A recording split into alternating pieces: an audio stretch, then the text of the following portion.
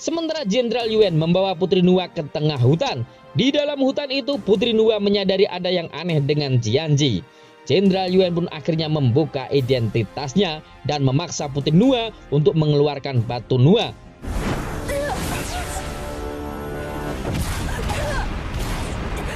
Putri Nuwa sangat kaget, ternyata yang ada di hadapannya adalah Jenderal Yuan. Tetapi untunglah Putri Nuwa bisa kabur melarikan diri.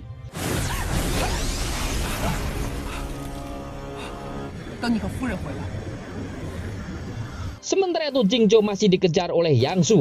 Pedang 15 Jingzhou menarik Jingzhou sampai ke tempat pedang Xuan Yuan. Jingzhou semakin terdesak, namun tiba-tiba pedang 15 melesat ke tempat pedang Yuan seakan ia meminta bantuan agar menyelamatkan Jingzhou.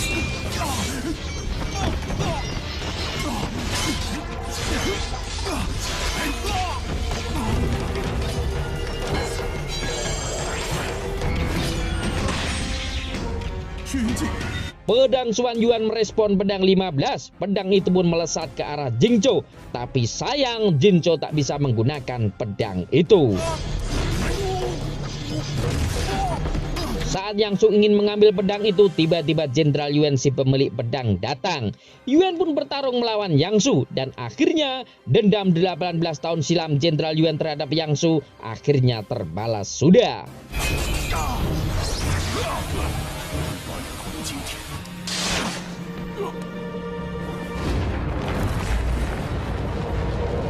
Sementara itu Jingzhou setelah sadar dan mengetahui ternyata Jianji adalah Jenderal Yuan yang menghancurkan kerajaan ayahnya, ia sangat terpukul. Bagaimana tidak? Orang yang selama ini dianggap seperti kakaknya sendiri ternyata adalah musuh besarnya. Jenderal Yuan mengatakan, "Kau tak pantas menjadi kaisar bumi karena kau terlalu idiot." Jingzhou pun marahnya tak bisa ditahan lagi. Ia pun menyerang Jenderal Yuan. Tetapi apalah daya, ia bukan tandingan Jenderal Yuan.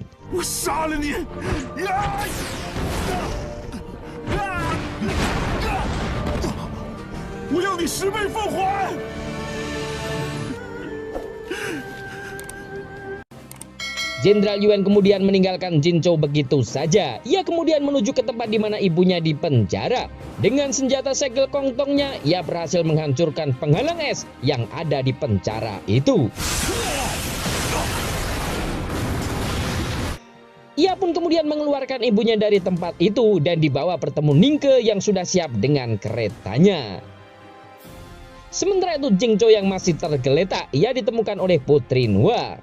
Sim berpindah ke sebuah tempat di mana Yuan sedang berbicara dengan ibunya. Ia meminta maaf karena telah membohongi ibunya. Saat itu ia pernah mengatakan bahwa dia telah berhasil membunuh Kaisar Sui. Ia mengatakan seperti itu agar ibunya bahagia. Hari itu pun ia berjanji akan segera membunuh Kaisar Sui secepatnya dan menghidupkan kembali klan Yuan. Sementara itu dari suatu tempat Ningke kekasih Jenderal Yuan yang sebenarnya adalah anak Raja Iblis secara diam-diam mendengar pembicaraan antara Jenderal Yuan dengan ibunya. Xuanling si peri buku mengatakan jika Jenderal Yuan membawa ibunya kembali, rencana kita mungkin terganggu. Mendengar itu sepertinya Ningke merencanakan sesuatu. Di episode sebelumnya diceritakan Ningke ini ternyata anak dari Raja Iblis. Ia diberi tugas ayahnya untuk membantu mendapatkan 5 artefak suci. Pada sebuah kesempatan Jenderal Yuan mengatakan yang sebenarnya kepada Ningke bahwa dia ingin membunuh Kaisar Sui. Ningke sebagai kekasihnya kemudian mengatakan, "Tak peduli apa yang kau lakukan, aku tetap akan mendukungmu." Setelah Yuan pergi, Putri Ningke kemudian dipanggil ayahnya si Raja Iblis.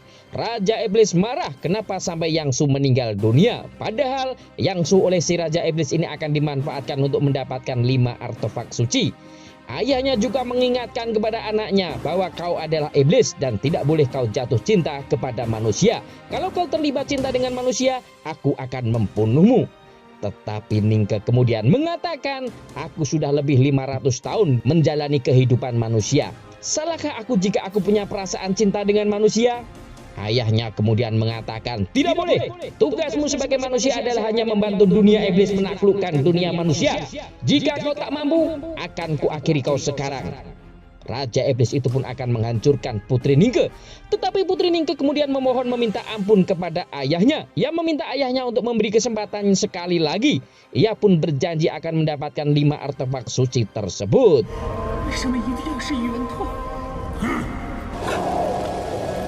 Xuan Ling kemudian mengatakan, jika Jenderal Yuan berhasil membunuh Kaisar, kemungkinan besar dia akan pergi dengan ibunya dan tidak peduli dengan 5 artefak suci. Kita harus bisa mengontrol Jenderal Yuan dengan menyandra ibunya.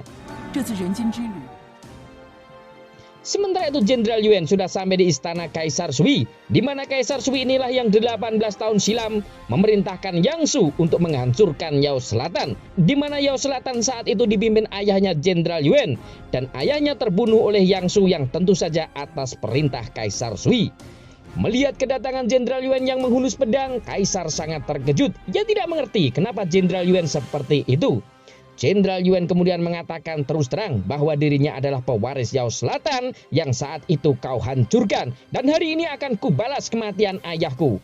Kaisar Sui semakin takut. Ia mengatakan, yang membunuh ayahmu bukan aku, melainkan Yang Su.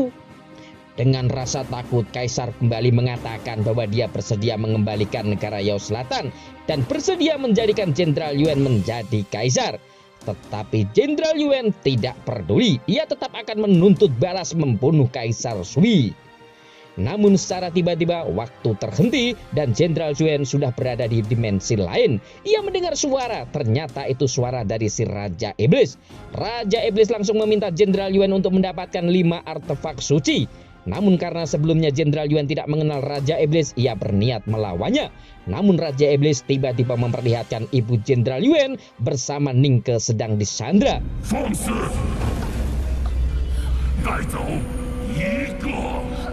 Kalau Jenderal Yuan tidak mau melakukan apa yang diperintahkan oleh Raja Iblis, kedua wanita ini akan dibunuh oleh Raja Iblis.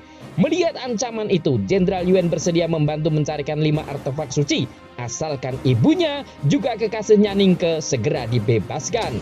Raja Iblis mengatakan hanya satu yang bisa dibebaskan selama belum mendapatkan 5 artefak suci. Dan tiba-tiba ia kembali dan waktu berputar ke belakang sehingga Kaisar Sui tidak mengingat kejadian sebelumnya bahwa dia akan dibunuh oleh Jenderal Yuan. Dan ternyata yang menghentikan waktu itu adalah Ningke, kekasihnya sendiri tentu saja, karena Ningke mendapat tekanan dari ayahnya si Raja Iblis. Sementara itu Jingzhou bersama Putri Nuwa sedang berpikir bagaimana caranya menyelamatkan Putri Taba. Yang di episode sebelumnya Putri Taba ini terkena racun karang milik Ratu Diren. Jingzhou teringat saat itu ia diberikan sapu tangan oleh kakek Wang, yang saat itu kakek Wang membantunya saat Jingzhou berada di istana Ratu Diren. Saat itu kakek Wang mengatakan, jika kau perlu bantuanku, kau gunakan sapu tangan ini, kau akan menemukanku. Jingzhou kemudian membuka sapu tangan itu yang sebelumnya hanya digunakan untuk membungkus bakpao. Setelah membentangkan sapu tangan itu, secara ajaib sapu tangan ini terbang membawa Jingzhou dan Putri Nuwa ke sebuah tempat. Singkat cerita, bertemulah Jingzhou dengan si pemilik sapu tangan, yang ternyata kakek Wang di tempat itu bersama seseorang yang tak lain bernama Guyu. Guyu adalah kekasih Ratu Diren. Jingzhou pun langsung menyampaikan niatnya bahwa ia ingin meminta bantuan kakek Wang untuk menyembuhkan Putri Taba, di mana Putri Taba sebelumnya terkena racun karang milik Ratu Diren. Jingzhou mengatakan bahwa Putri Taba sedang diambang kematian. Mereka memohon agar kedua orang ini mau mencarikan penawarnya. Guyu mengatakan sanggup menyelamatkan Putri Taba asalkan Jingzhou bisa menjawab pertanyaannya dengan benar. Guyu pun kemudian memberikan sebuah pertanyaan. Apa alasanmu ingin menyelamatkan wanita ini?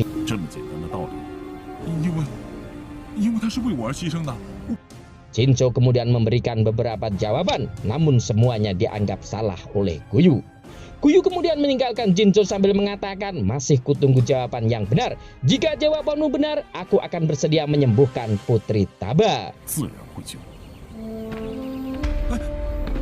Jingzhou pun menjadi bingung. Jawaban apa yang tepat untuk pertanyaan itu? Ia kemudian berharap agar Guyu dan kakek Renwang mau menyelamatkan Putri Taba. Ia tidak peduli hari itu sedang hujan, ia tetap berlutut semalaman berharap Guyu dan kakek Renwang mau memberikan penawarnya.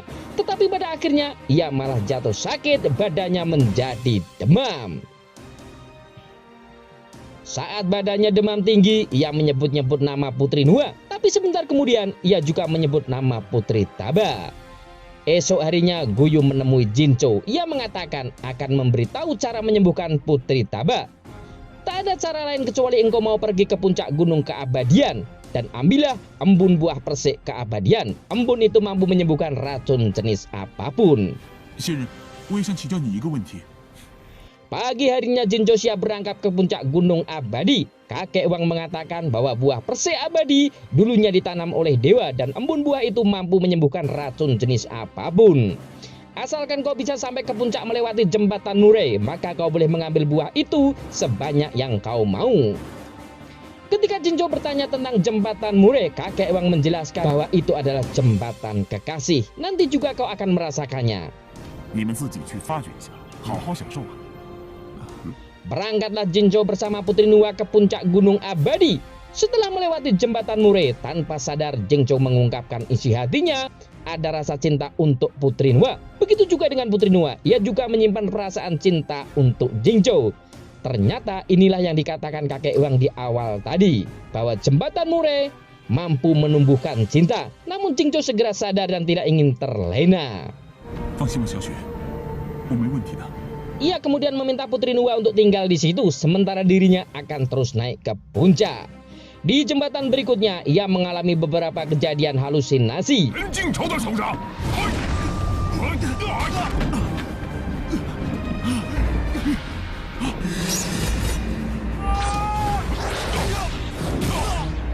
Kejadian yang paling membuat Jincho menderita adalah ketika cintanya terbagi dua. Sementara itu Putri Nuwa juga mengalami perasaan yang tidak seperti biasa setelah dirinya melewati jembatan Murray. Guyu kemudian datang dan memberikan 2 botol ramuan pelupa. Ia mengatakan bahwa dirinya tahu di hati Putri Nuwa ada 2 lelaki, Jincho dan Jianji. Minumlah ini, maka kau akan melupakan perasaan cinta, benci, dendam, amarah kepada mereka berdua.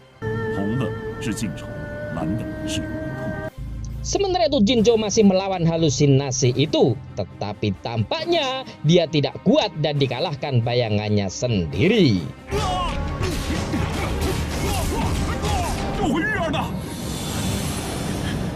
Tetapi setelah ia sadar, Guyu mengatakan bahwa dia hanya ingin menguji Jincho saja. Cerita embun bersih abadi sebenarnya tidak ada. Mengetahui itu hanya ujian, Jincho kemudian memohon Guyu untuk mengatakan bagaimana cara menyembuhkan Putri Taba. Tetapi lagi-lagi Guyu mengatakan kalau kau bisa menjawab pertanyaanku dengan benar, dia akan segera menyembuhkan. Yaitu seperti di awal, apa alasanmu ingin menyembuhkan Putri Taba? Jincho pun kembali menjawab dengan beberapa jawaban, namun oleh Guyu jawaban itu dianggap salah. Namun ketika Jincho menjawab, karena aku mencintainya, Guyu menjawab, nah itulah obatnya. Seketika itu setelah Jincho mengucapkan karena aku mencintai Putri Taba, tiba-tiba Putri Taba langsung sembuh. Sementara itu Putri Nuwa ternyata telah meminum ramuan pelupa milik Jincho. Hingga akhirnya ia bisa membuang perasaan cinta kepada Jincho. Ingin merepotkan Jincho, ia pun pergi sendiri ke tempat di mana dulu ia dibang, yaitu di kota Sungai Bulan. Mengetahui Putri Nuwa telah meninggalkannya, Jincho menjadi bersedih. Namun kemudian ia segera berterima kasih kepada Guyu karena telah menyembuhkan Putri Taba. Guyu pun mengatakan tidak perlu berterima kasih. Sejatinya aku di tempat ini memang sedang menunggu kedatanganmu. Dan aku telah berhasil menguji keberanianmu dan kejujuran kamu. Maka kau layak menggantikanku sebagai kaisar bumi yang baru. Dan ternyata Guyu ini adalah kaisar bumi sebelumnya. Ia pun meminta Jincho untuk berlutut dan mentransfer semua kekuatannya. Ia juga memberikan sebuah pusaka Star Bintang Fuksi, yang mana Sitar Bintang Fuksi ini adalah salah satu dari kelima artefak suci yang sedang diburu oleh para iblis.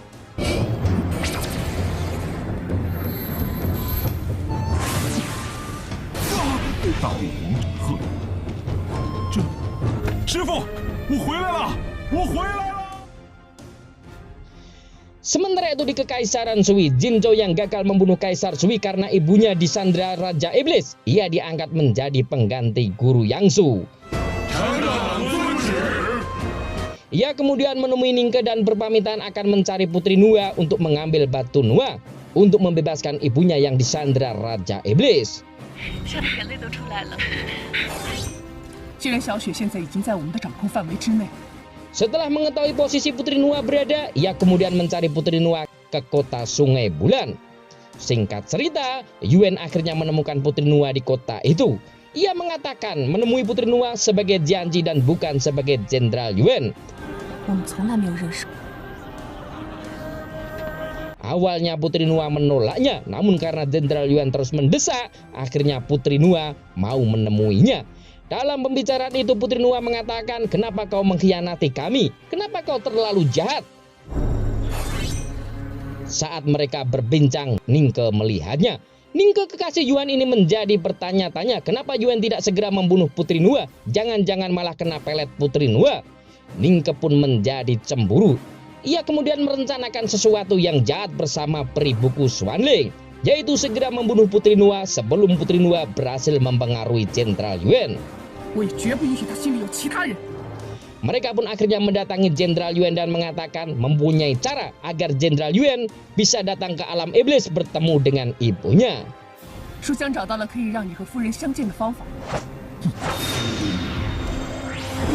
Xuanling kemudian memberikan sebuah benda yang mereka sebut lipatan api neraka, di mana benda itu bisa mengantarkan seseorang ke alam iblis. Yuan yang ingin menyelamatkan ibunya segera menggunakan benda itu pergi ke alam iblis yang mereka sebut alam bawah tanah. Benar saja, setelah sampai di alam bawah tanah, dia menemukan ibunya, tetapi dalam keadaan terikat dengan kekuatan besar. Semakin Yuan berusaha melepaskannya, ibunya semakin tersiksa kesakitan.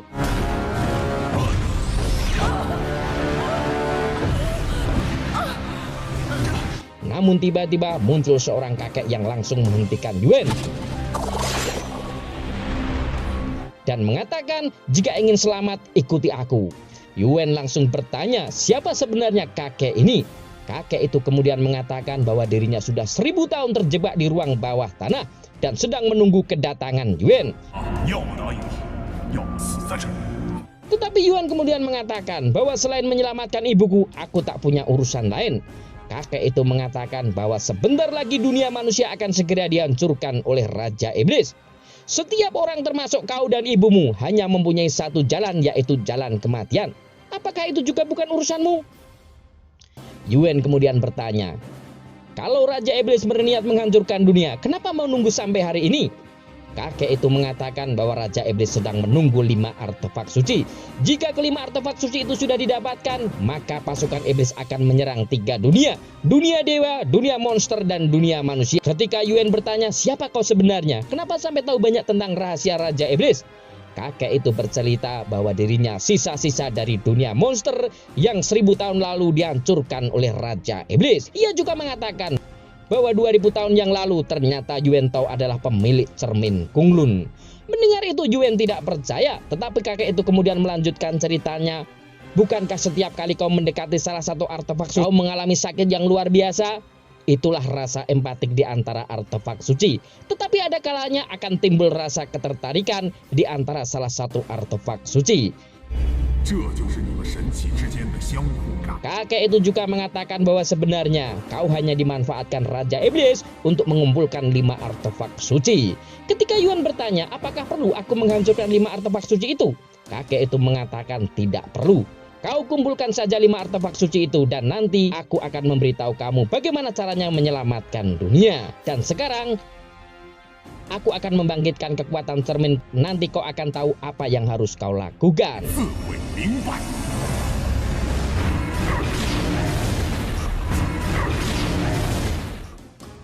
Sementara itu Putri Nua saat pergi ke kuil Nua, ia ditemui Dewi Nua atau ibunya Putri Nua.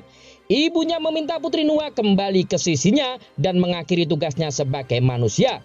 Tetapi ternyata Dewi Nua ini adalah palsu. Dia sebenarnya trik dari Ningke yang akan membunuh Putri Nua sekaligus mengambil batu Nua yang ada di jantung Putri Nua.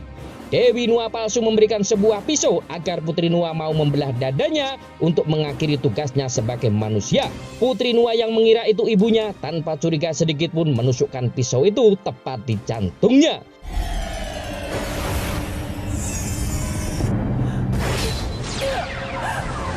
Namun tiba-tiba Jenderal Yuan datang dan menyelamatkannya.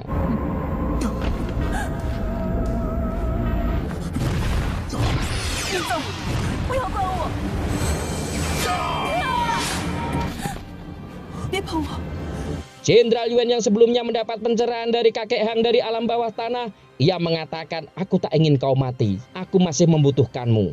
Tetapi ternyata dari tempat lain, Ningke kekasih Yuan mendengar apa yang dikatakan Yuan kepada Putri Nuwa. Ia pun kemudian menjadi cemburu melihat kekasihnya menjadi lunak terhadap Putri Nuwa. Ia pun melabrak kekasihnya itu.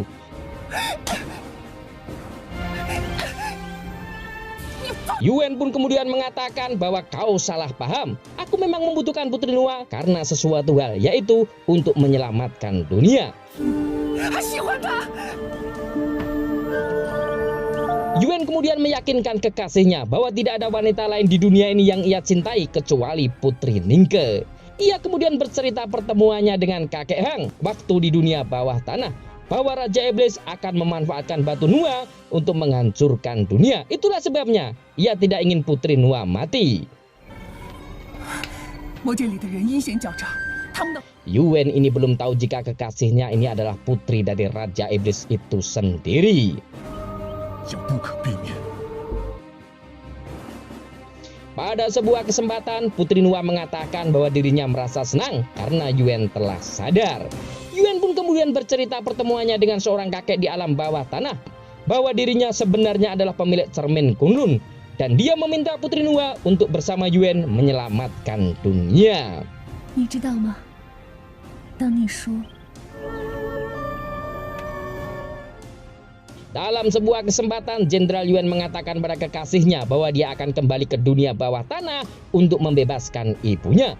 Awalnya Ningke mengatakan bahwa lipatan api neraka sudah habis, tapi tiba-tiba Xuanling mengatakan, aku masih punya satu. Ningke pun menjadi kaget, kenapa Xuanling bertindak tidak sesuai perintahnya. 我知道你担心我，可是这一刻， Setelah Yuan pergi, Ningke memarahi Xuanling, kenapa tidak patuh dengannya. 其实是魔君的主意。宇文将军已经知道了一切真相。 Benar saja, Yuan memasuki alam bawah tanah. Ia melihat kakek itu sudah dalam keadaan tak berdaya. Sepertinya kakek itu sudah ditangkap oleh Raja Iblis.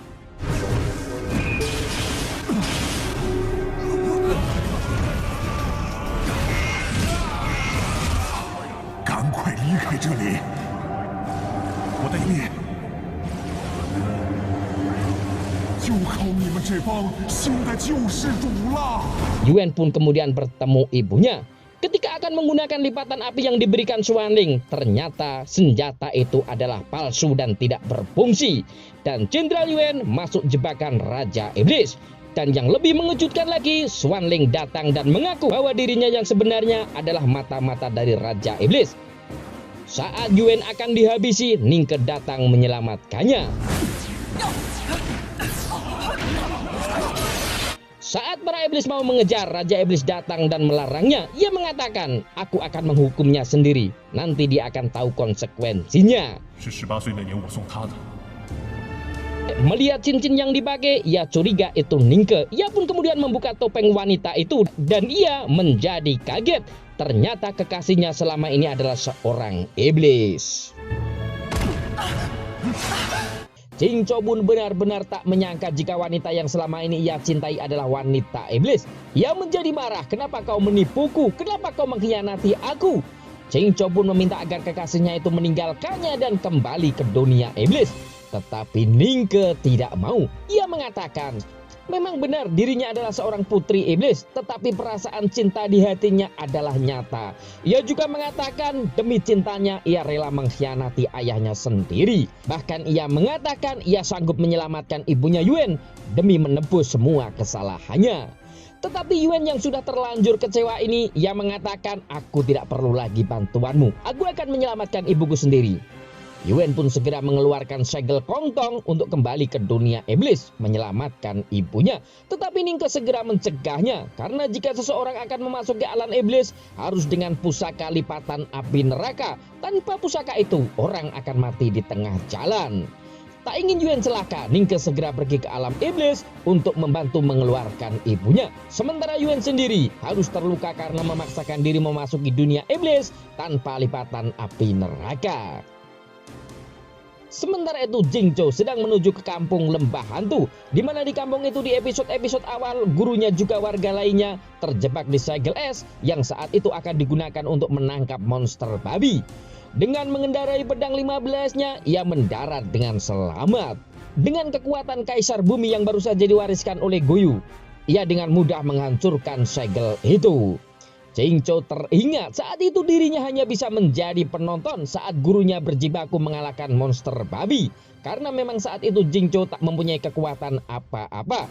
Jingzhou pun segera membebaskan gurunya juga warga lainnya, kemudian menghancurkan monster babi.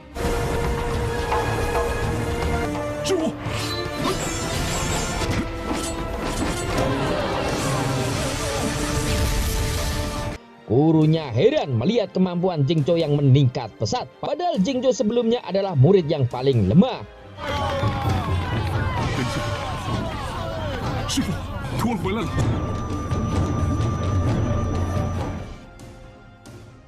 Di tempat lain, Jenderal Yuan yang sebelumnya pingsan, ia ternyata diselamatkan oleh Putri Nuwa. Putri Nuwa kemudian bertanya apa yang sebenarnya terjadi.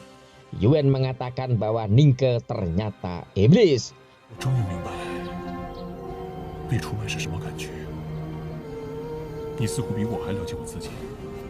Tampak wajah kekecewaan terpancar di raut Yuan. Ia pun kemudian meminta Putri Nuwa untuk membantunya melakukan sesuatu. Sementara itu di alam iblis, Ningke demi menebus semua kesalahannya pada Yuan, ia nekat membebaskan ibunya Yuan, lalu diserahkannya kepada Yuan. Yuan kemudian mengajak Ningke ke suatu tempat untuk minum. Ningke tampak senang, ia yakin Yuan akan memaafkannya. Dalam kesempatan itu Yuan mengatakan sebenarnya di hatinya tidak pernah ada wanita lain kecuali Ningke seorang. Begitu juga dengan Ningke, ia mengatakan walaupun aku seorang iblis tapi aku juga punya perasaan. Ingin kasih, ingin cinta, ingin sayang sama seperti dirimu. Aku juga masih punya perasaan sama seperti dirimu. Ingin cinta, ingin kasih, ingin sayang sama juga seperti dirimu. Begitulah isi hati dari Putri Ningke. Tapi ternyata itu hanya jebakan Jenderal Yuan untuk menangkap Ningke si Putri Iblis. Putri Nuwa ternyata memanggil Goyu dan kakek Renwang untuk menangkap Ningke. Tentu saja atas permintaan Yuan.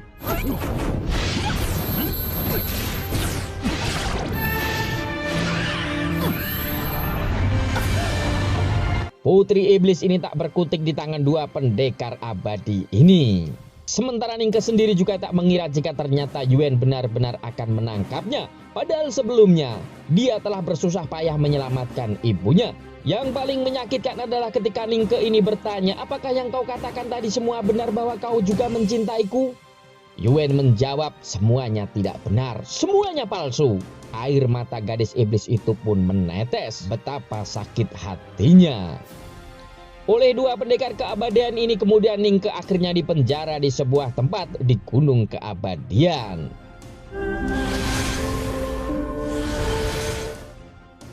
Sementara itu ibunya Yuan ternyata setelah dibebaskan dari alam dunia iblis, ia mengalami hilang ingatan.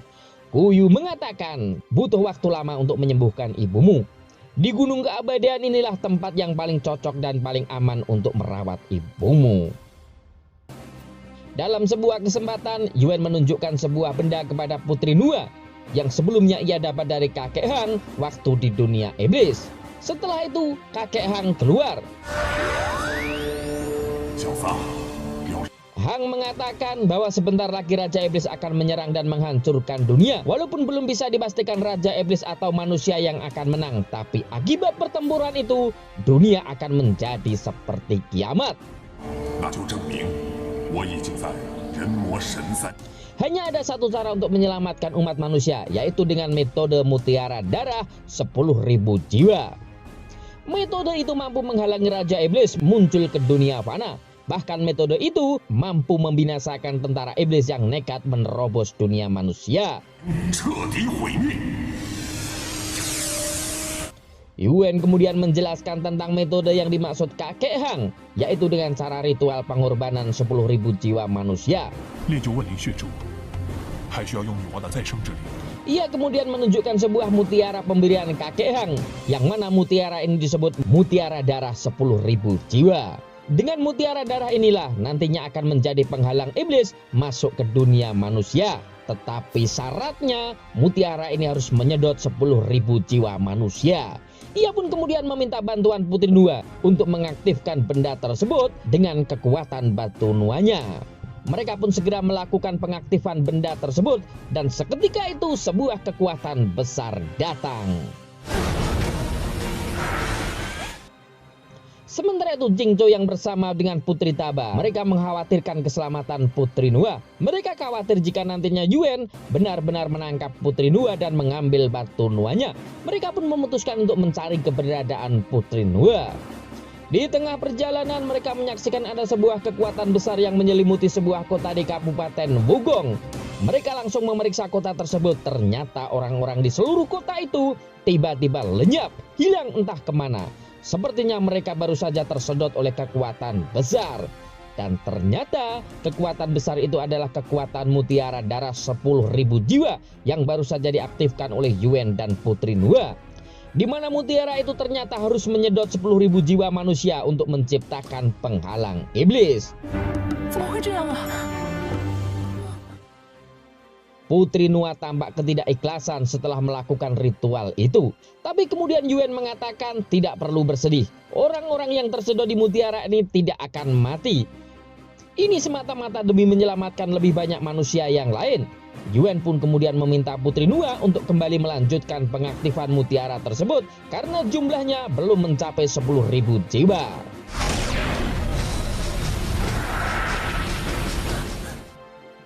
Sementara itu Ningke yang dipenjara oleh dua pendekar abadi, ia didatangi Xuanling si peri buku. Xuanling mengatakan ia datang untuk menyelamatkan Tuan Putri. Tetapi Ningke mengatakan bahwa dirinya sudah memutuskan hubungannya dengan Raja Iblis dan dia rela menerima hukuman di tempat itu.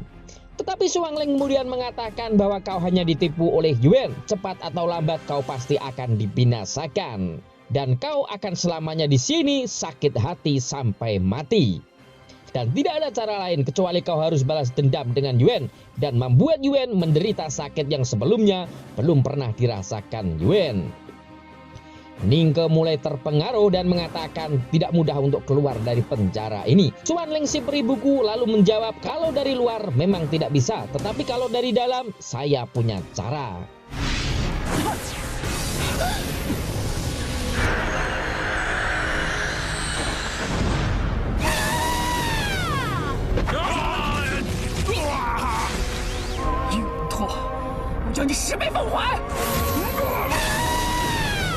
Lewat bantuan Xuanling, akhirnya Ningke si putri iblis keluar dari penjara tersebut. Sementara itu Yuan bersama Putri Nua sudah sampai di gerbang kota Sungai Bulan. Mereka akan melanjutkan ritual penyedotan 10.000 jiwa. Yuan memerintahkan 12 tentara surgawinya untuk menjaga gerbang kota. Ia berpesan selama penyedotan jiwa manusia masih berlangsung, jangan ada seorang pun yang memasuki kota. 12 tentara surgawi ini adalah sebuah kekuatan rahasia yang dimiliki oleh Kekaisaran Sui. Ia bertugas melindungi Jenderal Yuan, juga melindungi Kaisar Sui. Sementara itu Putri Nua tampak terlihat dengan jelas ia sangat cemas. Ia khawatir metode itu tidak akan berhasil. Ia khawatir metode itu hanya akan menjadi pembunuhan massal. Tetapi Yuan kemudian meyakinkan agar Putri Nuwa tidak perlu khawatir. Jika ada seseorang di kota itu yang dikhawatirkan, Yuan mengizinkan orang itu untuk dibawa keluar kota. Tapi dengan catatan agar tidak memberitahu tentang ritual penyedotan mutiara darah 10.000 jiwa. Jika diberitahu maka konsekuensinya akan sangat berat, kata Yuan. Singkat cerita, setelah diizinkan menyelamatkan satu orang, Putri Nuwa memasuki kota itu untuk menemui seorang temannya yang bernama Ruyan.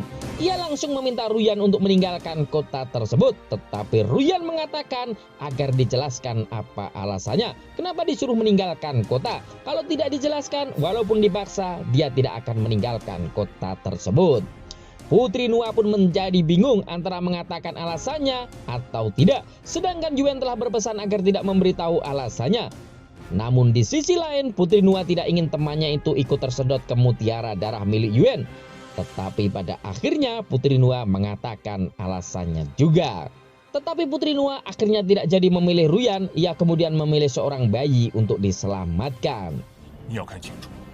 Dan ritual penyedotan jiwa mutiara darah 10.000 jiwa segera akan dilakukan. Kekuatan misterius pun datang dan seketika itu seluruh penduduk kota Sungai Bulan tersedot ke mutiara darah. Sementara itu Jingzhou dan gurunya yang merasakan kekuatan besar, mereka mengejar sampai ke kota Sungai Bulan. Namun mereka dihadang oleh 12 tentara surgawi yang langsung menyerang Jingzhou dan gurunya. Gurunya meminta Jingzhou untuk memasuki kota, sementara dirinya akan menghadapi 12 pasukan surgawi ini.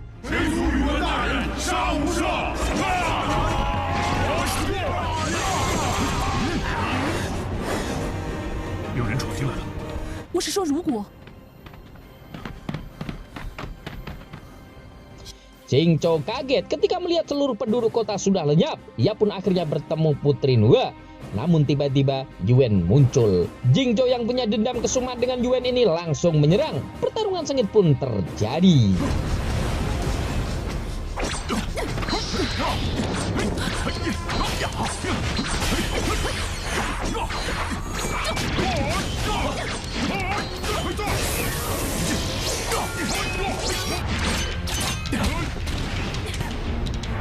Namun di saat pertarungan sedang berlangsung, Putri Nuwa menghentikan pertarungan itu.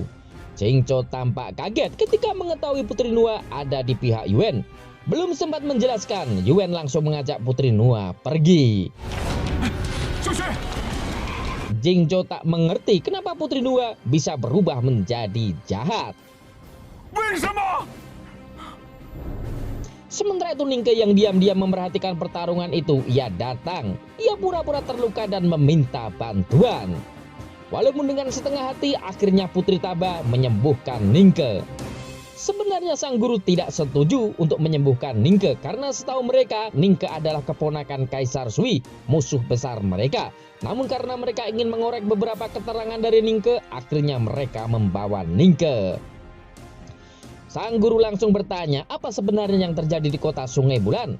Ningke langsung menjelaskan bahwa Jenderal Yuan melakukan pembantaian di kota itu dan Putri Nuwa jiwanya sudah dikuasai oleh Yuan. Mereka berdua adalah orang jahat. Jenderal Yuan yang saat ini bukanlah Yuan yang dulu, melainkan dia adalah utusan dari kerajaan iblis. Dia membunuh ribuan orang, sebenarnya tujuannya adalah untuk membangkitkan senjata iblis mutiara darah. Dan senjata itu nantinya akan digunakan untuk menguasai 3 dunia, yaitu dunia manusia, dunia dewa, dan dunia iblis. Kata Ningke menjelaskan siapa sebenarnya Yuan. Ketika Jingzhou bertanya di mana bisa menemukan Yuan, Ningke mengatakan, datanglah ke istana Dasing. Aku akan memberikan sebuah rahasia pada kalian. Awalnya mereka kurang percaya apa yang disampaikan oleh Ningke. Namun karena tidak ada informasi lain, akhirnya mereka datang ke istana Dasing. Di sebuah tempat mereka kembali ditemui Ningke. Seperti apa yang telah dijanjikan, Ningke memberikan sebuah peta rahasia kekuatan tentara Kaisar Sui. Dan yang lebih mengagetkan, Ningke menyarankan agar segera mungkin membunuh Kaisar. Karena dengan membunuh Kaisar, Jenderal Yuan akan segera muncul. Ketika ditanya, kenapa kau menyarankan kami untuk membunuh Kaisar? Padahal Kaisar Sui itu adalah pamanmu. Ningke mengatakan bahwa dia punya dendam dengan pamannya itu dikarenakan orang tuanya mati karena ulah pamannya. 受弑弟灭随，这道理怎么说？ Tapi Jingzhou dan kawan-kawan, terutama Putri Taba, tidak percaya begitu saja. Bisa jadi ini adalah sebuah jebakan. Tetapi kemudian Ningke kembali memberikan satu rahasia lagi, yaitu Kaisar Sui besok pagi memerintahkan pasukannya untuk membunuh Chengli atau Raja Taba yang juga adik ipar Putri Taba.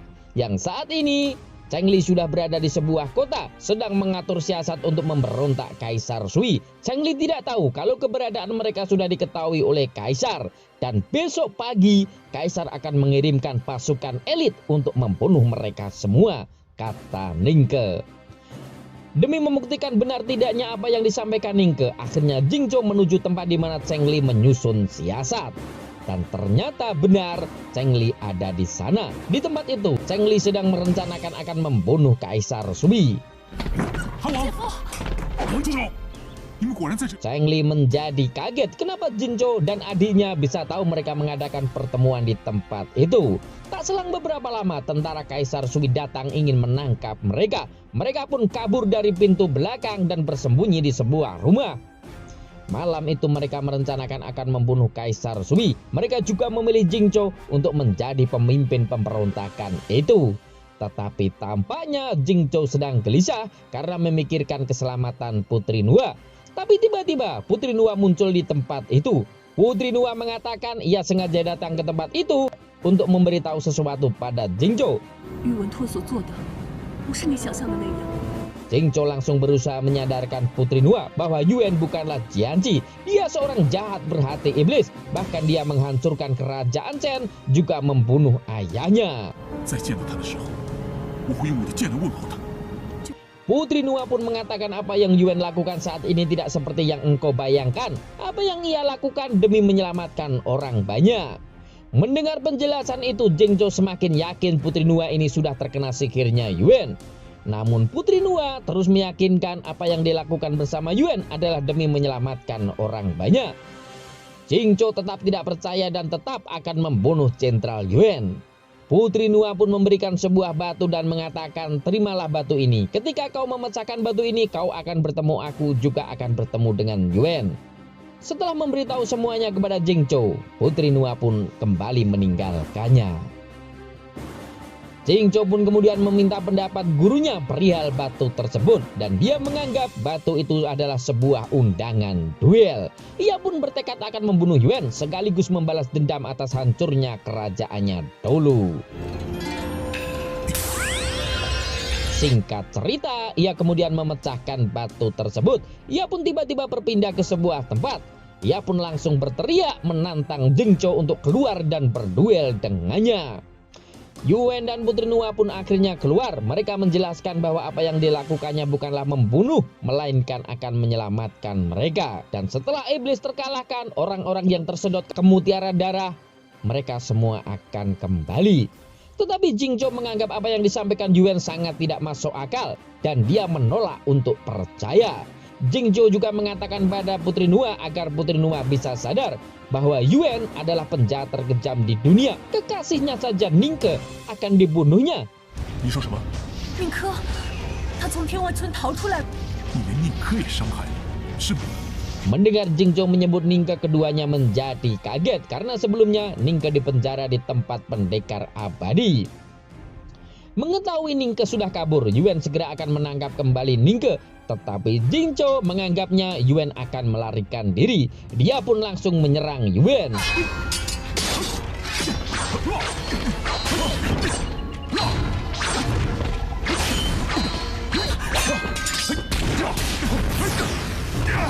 Tetapi akhirnya pertarungan itu kembali dihentikan paksa oleh Putri Nuwa.